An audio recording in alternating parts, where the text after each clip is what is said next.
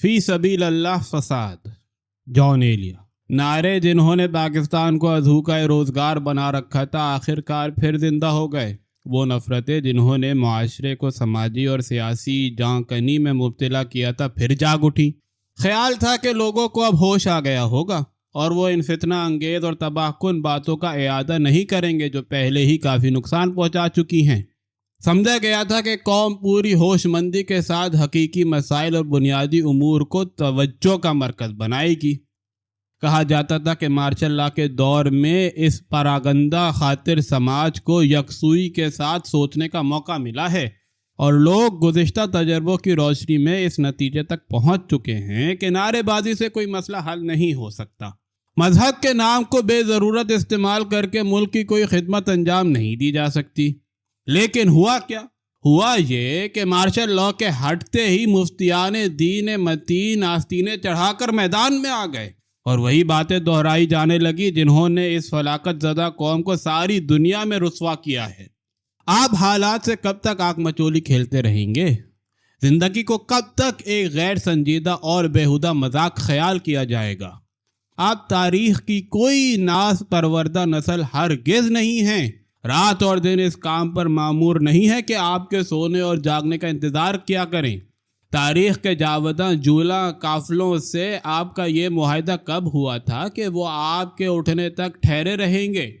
ज़मान के काहिर व कय्यूम मशीयत के मुकाबिल चंद मनकूब व मजरूब मुद्दईयों की ये शोख चश्मी आखिर कब तक जारी रहेगी?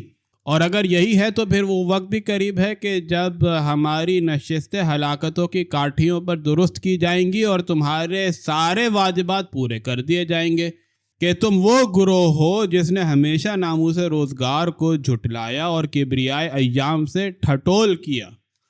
कौमें तुम्हारे बारे में सुनती हैं और हंसती हैं। तहजीब की बारगाह के मसनद नशीनों और मुकर्रबों ने अपनी महफिल के लिए मस्खरों का इंतखाब कर लिया है और तुम्हें मुजदा हो कि वो मस्खरे तुम हो।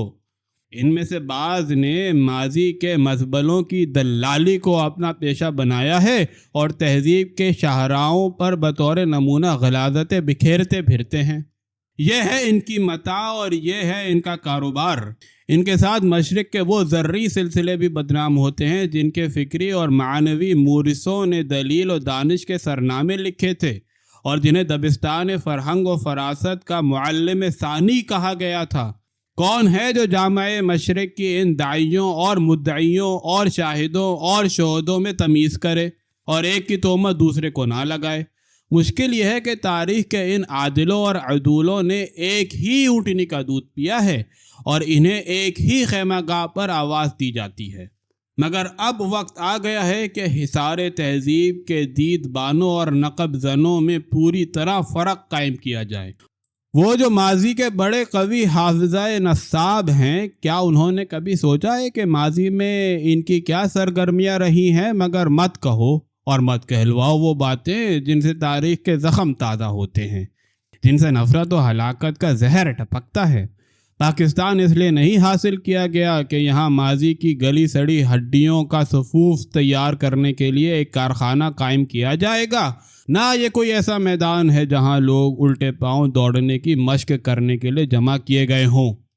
कौमें अपने अपने रास्तों पर दूर तक आगे बढ़ चुकी हैं और हम हैं कि वक्त के टीलों पर खड़े ये दुआ कर रहे हैं कि या तो तहजीब व तमद्दुन के ये बढ़ते हुए काफ़िले रास्ते में कहीं लुट जाएं या पीछे लौट आएं। हमारे जहनों और हमारी जहनियतों ने भी कितना दिलचस्प मशगला इख्तियार किया है। ज़िंदगी में इस अंदाज़े नज़र की तबाहकारियों से कौन इनकार कर सकता है? इसका नतीजा ये हुआ है कि कौम के वजूद में ज़िंदगी की आग बुझती चली जा रही है। यहाँ हर उस बात की मुखालफत की जाती है जिससे इंसानी मुसर्रतों में इजाफा होता है। एक जमात की सबसे बड़ी ख्वाहिश ये है कि हम नाखून बढ़ाएं और जिस्म पर पत्ते लपेटकर जानवरों बल्कि इंसानों को शिकार करते फिरें। इंसानी मुआशरे की तरक्की और खुशहाली के ख़िलाफ़ यहाँ हर वो बात कही जा रही है जो कही जा सकती है। मकसद यह है कि तहजीब और इंसानियत को ख़ुदकुशी कर लेना चाहिए। آج بعض حضرات نے عورتوں کے سماجی اور انسانی حقوق کو پامال کرنا ہی اپنا سب سے مقدس فرض خیال کر لیا ہے۔ آئلی قوانین کو منسوخ کرانے کی یہ مہم عبادت کا درجہ اختیار کر گئی ہے۔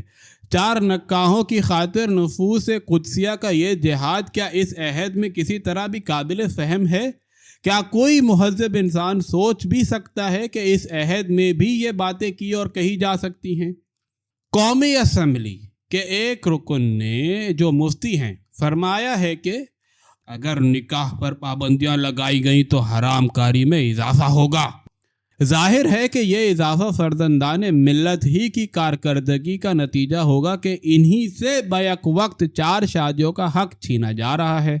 یوں سمجھیے کہ مفتی صاحب نے یہ دھمکی دی ہے کہ اگر ہم سے 1 سے زیادہ بیویاں رکھنے کا حق چھینا گیا تو ہم احتجاجاً وسیع پیمانے پر حرام کاری شروع کر دیں گے۔ پوچھنا یہ ہے کہ کیا آئلی قوانین کے نفاذ سے پہلے حرام کاری مفقود تھی؟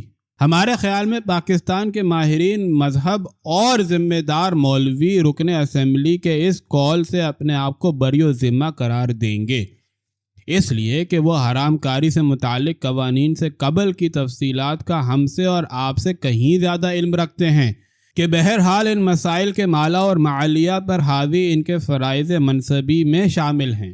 کیا وہ اس حقیقت کو فراموش اور اس حرکت شنیعہ کو معاف کر سکتے ہیں کہ 1400 سال کی مدت میں اسلام کو بدنام کرنے والے کتنے ہی بدبخت افراد 4 بیویوں اور متعدد کنیزوں کے ہوتے ہوئے حرام کاری سے باز نہیں آئے اور یہ کاروبار پورے اہتمام سے چلتا رہا؟ ایک صاحب نے فرمایا کہ اسلامی ممالک میں ناجائز نسل کا سوال ہی پیدا نہیں ہوتا۔ سمجھ میں نہیں آتا کہ وہ کہنا کیا چاہتے ہیں۔ بہرحال یہ عمر اور کچی باتیں کچھ اچھی نہیں لگتی۔ ہمیں یہاں ایک اور بات بھی کہنا ہے، وہ یہ کہ اسلام اور مسلمان 2 ہم معنی الفاظ نہیں ہیں۔ الفاظ کو ہمیشہ احتیاط سے استعمال کرنا چاہیے۔ بہرحال جن بزرگ نے یہ انکشاف فرمایا ہے وہ شاید کسی دوسرے سیارے سے تعلق رکھتے ہیں، اور اگر اسی کرے کو ان کی جنم بھومی ہونے کا شرف حاصل ہے تو وہ یقیناً ہوش و حواس سے منزہ ہیں۔ کیا اسلامی ممالک میں ناجائز نسل کا سوال ہی نہیں پیدا ہوتا؟ اسلام کو بے وجہ خطرے میں ڈالنا کوئی ثواب نہیں۔ مسلمان ممالک کہیے، مسلمان ممالک میں تو اس نسل کا ایسا سوال پیدا ہوتا ہے جس کا کوئی جواب ہی نہیں۔ آپ مسلمان معاشرے کو اس ذمہ داری سے کسی طرح نہیں بچا سکتے۔ کیا مسلمان معاشرے نے 1 صدی ہجری ہی میں ایک ناجائز مگر شہرائے آفاق مولود کو اسلامی ولایتوں کا والی اور عامل بنا کر سند توثیق عطا نہیں کی؟ اسے کبار امت کی جانوں کا مالک نہیں بنایا؟ یہ بلند اقبال بچہ، یہ عظیم الشان مولد جو ولایت عرب میں شامل ہے، جسے تاریخ اسلام میں زیاد ابن ابیہا کے افسانہ خیز اور داستان انگیز نام سے یاد کیا جاتا ہے، اب پوچھنا یہ ہے کہ کیا حضرت زیاد ابن ابیہا اسلامی ممالک کے باشندے تھے یا یورپ کے؟ اور ہاں یہ بھی فرمائیے کہ مدینہ منورہ اسلامی ممالک میں واقع ہے یا اسلامی ممالک کے باہر؟ ساتھ ہی ساتھ یہ بھی یاد کیجئے کہ واقع ہرہ کی تفصیلات کیا ہیں۔ جب مسلمان مجاہدین نے مدینے پر چڑھائی کر کے عصمت دری کا بازار گرم کیا، اور تب ایسا ہوا کہ اس سال کوئی باپ اپنی بیٹی کے کنوار پن کا دعویٰ نہ کر سکتا تھا، کیا یہاں مسلمان ممالک کے شبستانوں کی 400 سالہ تاریخ دہرانا ضروری ہے؟ بہتر یہ ہے کہ ان موضوعات کو آئندہ نہ چھیڑا جائے۔ یہ موضوعات جن میں فضیحتوں اور رسوائیوں کے علاوہ اور کچھ نہیں۔ ہمارے مسائل یہ نہیں ہیں۔ ان بحثوں کو اٹھانا قوم کے ساتھ سب سے بڑی غداری ہے۔ یہ وہ بحثیں ہیں جن میں نہ تو جیت کر کوئی مسئلہ حل کیا جا سکتا ہے اور نہ ہار کر۔ مذہب کو بے ضرورت زیر بحث نہ لائیے، اپنے ماضی اور حال کے جواب دے خود آپ ہیں۔ مسائل آپ کے منتظر ہیں اور آپ ان سے منہ چھپاتے پھر رہے ہیں۔ غربت و افلاس کے مسائل، جہالت کے مسائل، گروہی اور علاقائی تعصبات کے مسائل، مغرب کی تہذیبی اور لسانی غلامی کے مسائل۔ آپ مشرقیت کے بہت بڑے علم بردار ہیں، مگر آپ کو مغرب کے سیاسی اور سماجی استعمار اور پاکستان میں انگریزی زبان کے اشتعال انگیز اقتدار پر کبھی غصہ نہیں آتا۔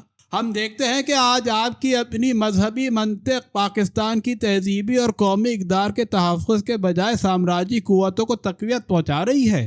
آپ کا فرض تھا کہ آپ پاکستان کے قومی محاذ پر اس غلامانہ ذہنیت کے خلاف جنگ کرتے جو مشرق میں مغرب کی دلالی کرتی ہے اور جس نے زوال آمادہ اور انسانیت دشمن یورپ کے سیاسی شارعین اور متشرعین کو اپنا خداوند ٹھہرایا ہے۔ لیکن آپ نے نظریہ پاکستان کو قبول ہی کب کیا تھا جو آج اس کے مسائل سے خلوص برتیں؟ آپ کو پاکستان پر شاید کبھی رحم نہیں آئے گا، مگر آپ اپنے اوپر تو رحم کیجئے۔ اگر پاکستان بے وقار اور تباہ حال ہوگا تو آپ بھی بے وقار اور تباہ حال ہوں گے۔ کسی نے یہ بھی کہا ہے کہ حکومت پاکستان کے قانون میں تحریک جہاد کے لیے بھی ایک دفعہ شامل ہونا چاہیے۔ واضح رہے کہ اعلاء کلمہ حق کے لیے سب سے پہلے ملحد روس اور مشرق امریکہ ہی کے خلاف علم جہاد بلند کیا جائے گا۔ چنانچہ ایک وفد خروشچیف اور ایک کینیڈی سے ملے گا اور کہے گا کہ یا تو اسلام قبول کرو یا جزیہ دو، نہیں تو ہم سے جنگ کرو۔ اس نقطے پر پہنچ کر ہم قارئین سے معذرت چاہتے ہیں اور اعتراف کرتے ہیں کہ ہم مزید گفتگو کرنے کی نہ استعداد رکھتے ہیں اور نہ استطاعت۔ سچ ہے، پاکستان بڑا مشکل اور بڑا ہی مظلوم ملک ہے۔